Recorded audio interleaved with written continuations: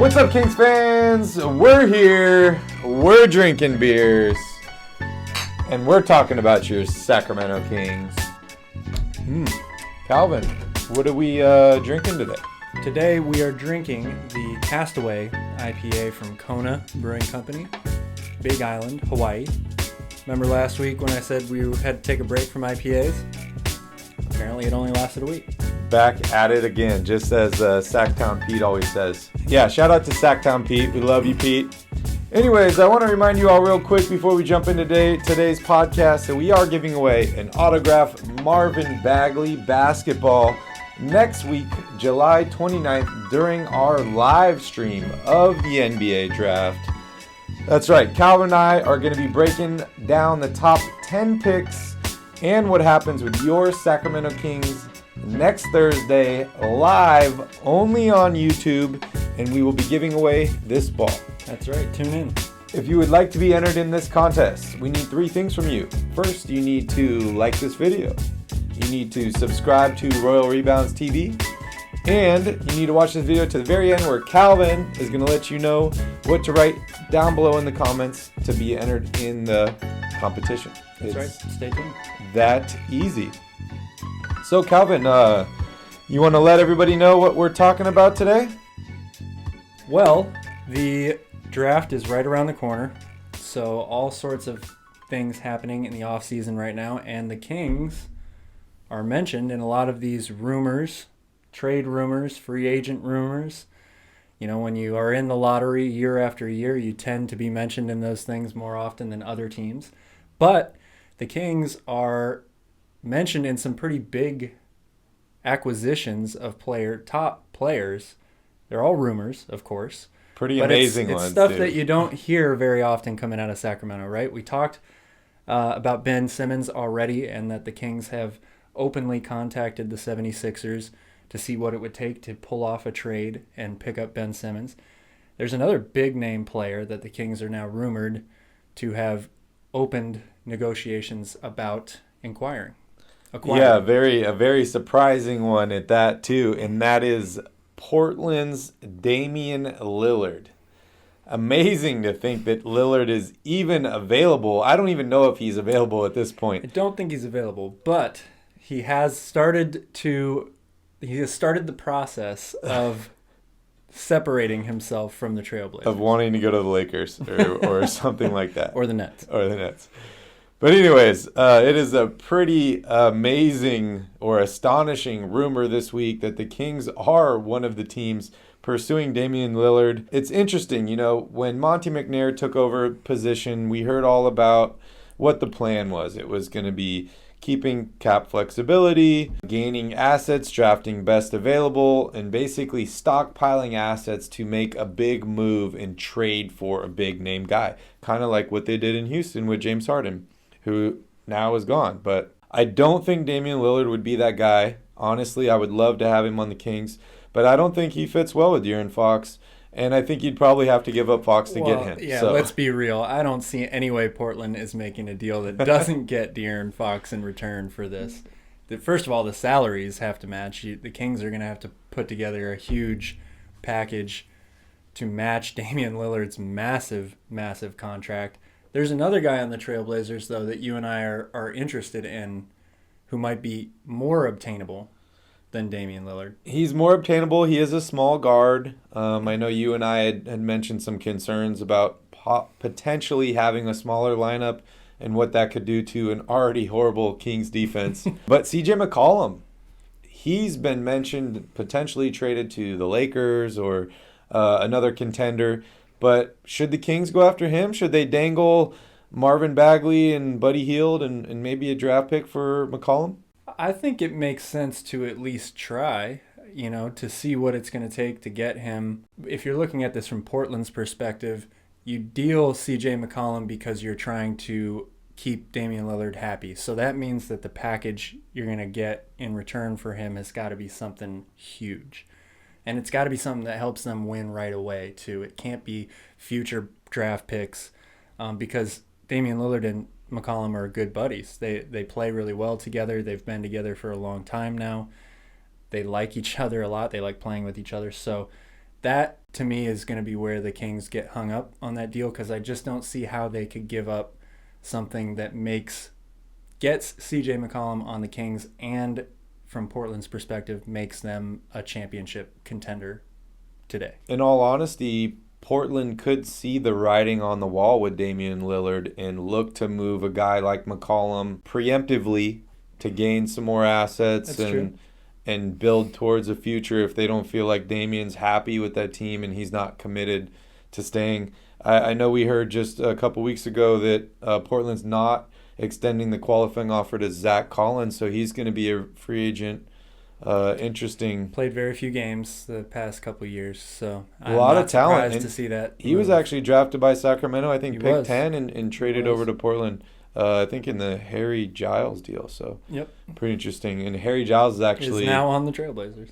He's a free agent well, now this coming offseason. Yeah. I wanted to do a quick shout out to the Milwaukee Bucks for winning this year's NBA championship this past week. Giannis Antetokounmpo, perfect performance, 50 points in the game, clinching, truly legendary. Only 50-point, 10-rebound, 5-block game in NBA Finals history. And he did it the right way, right? He said, I could have jumped to a super team and played my role, and it wouldn't have been as sweet. So very cool to see that. I also want to give a shout out to the Phoenix Suns. Just making it that far, without even making the playoffs the year before is pretty incredible. I think it's a blueprint that the Kings, both of those teams, for sure, has a blueprint for the Kings to try and follow and get back. And it was a really cool scene to see Monty Williams in the Bucks locker room afterwards congratulating them. Maybe that's something that has happened more often in the past and you just haven't seen it because there wasn't as much media coverage or whatever, but I thought that was a really cool thing, and it speaks to the character of Monty Williams as a coach and as an individual. So, because I know if I just lost in the NBA Finals, I wouldn't be going in the other team's locker room to congratulate them. I would be in the mood. Great sportsmanship by him. And, both of these teams had made some good acquisitions in free agency and a few trades, but it really comes down to drafting right.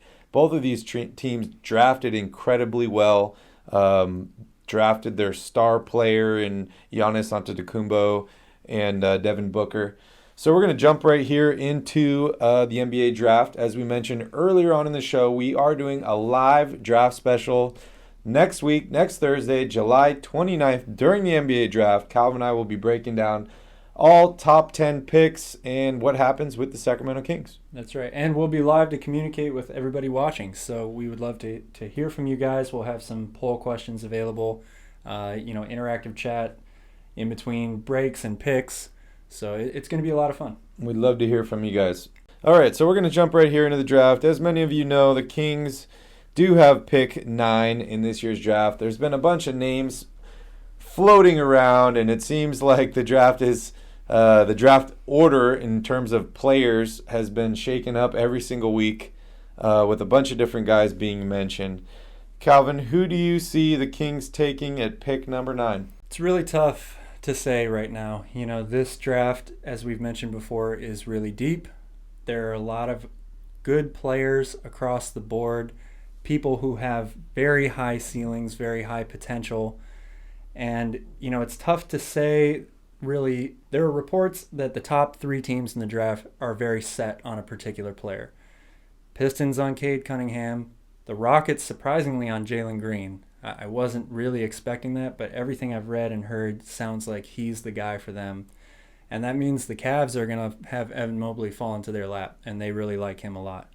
And I heard that they're even thinking about playing him and Jared Allen together, which is going to be very interesting to see how that works. It's going to be hard to get to the basket. It's going to be hard to score on that team. It's pretty much wide open. Picks 4 through 10, you could have a lot of movement. There's all these teams. Oklahoma City is a really interesting team to watch because they have pick 6.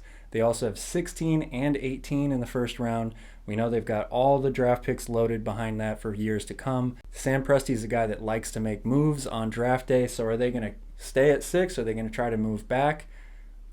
The Magic have picks 5 and 8. Could they try to move around? So there's really so much that could happen before the Kings get there at 9 that it's going to be really difficult to tell who they go with. I still, to me, think the two most likely players that will be available for them at 9 and are best fit for them would be one of Moses Moody, guard out of Arkansas, and Franz Wagner, forward out of Michigan. I think both of them make a lot of sense for the Kings for a lot of reasons, and I think those guys are more than likely to still be on the board at 9. Yeah, you and I are both big fans of Franz and his game. We know the Kings need to bring in some more defense, and he's actually a great shooter as well too. So it's good to have that. I know, and he plays very well in the team, within the team offense. This is not a guy. He played on an extremely balanced team at Michigan, so he never was really in the role of I have to be the dominant scorer. I have to go get my points. And he's very good at fitting into that mold. So I think playing with guys like Tyrese Haliburton and De'Aaron Fox and even Harrison Barnes, all guys who are unselfish, who have played well in that sort of a role, I think that really bodes well for having a guy like Wagner there. I would be happy if he fell to them at 9. The talk this last week has been about Richaun Holmes potentially leaving this team. You and I talked about it in our last podcast, and there's some rumors around the Kings have made some offers for a guy like Christian Wood, that they're interested in potentially drafting a replacement in Kai Jones if they're unable to move up in the draft. How do you feel about Kai Jones? Do you think he would fit on this Kings roster, and do you think he'd be able to help them improve their defense? I like Kai Jones. I do think that he has the potential to be a very good interior defender. But I've said it from the start of this whole draft process, I don't think that taking him at number 9 is a good idea. I think that's too high. I think that, generally speaking, big men tend to develop. It takes longer for them to develop. Yep. And he's not going to be ready if the Kings aren't going to have Richaun Holmes to step in as the full-time center right away. It'd be kind of like Jackson Hayes. Yeah. How the Pelicans took him very high, knowing that they're going to play Steven Adams. They don't have him full-time anymore, but knowing that they had that as a security blanket. They were going to bring him along, develop him, and he's the center of the future, Mm-hmm. So I think that if the Kings were in a situation like that where they had Richaun Holmes and they could somehow move back in the draft and take Kai Jones later, bring him along as the backup center, I like the idea of that a lot more. What do you think about a Nerlens Noel and Kai Jones, tandem at center?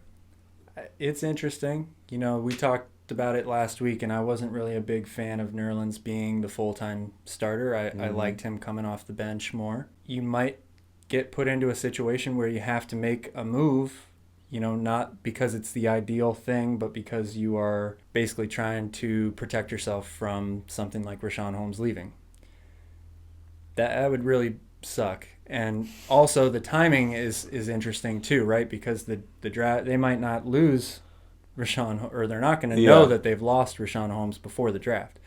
So what is it that you do? And I think going into it, Monty McNair's attitude of best available player taken, I think because of their draft position, that should still be the focus. I think they're only going to end up taking a player at 9 if they can't make another move. I think that they're pretty determined to either trade up, trade down, add some win-now players. I think drafting best available at 9 is a backup plan, and a pretty good one at that. All right, guys. Well, we want to thank you all for joining us on this Royal Rebounds podcast on Royal Rebounds TV. I want to remind you all that next week, on Thursday, the 29th of July, we will be having a live podcast during the NBA Draft. Calvin, do you want to let everyone know what they need to write down below in the comments to be entered to win this ball? That's right. If you want this ball, we need you to drop in the comments Marvin Bagley's number 35. 35, down below in the comments. As well as anything else you'd like to say about the show. Thank you guys so much for watching. We'll catch you guys soon. We got another podcast coming out next week, and we're going to be talking a little bit more in depth about some of these draft prospects.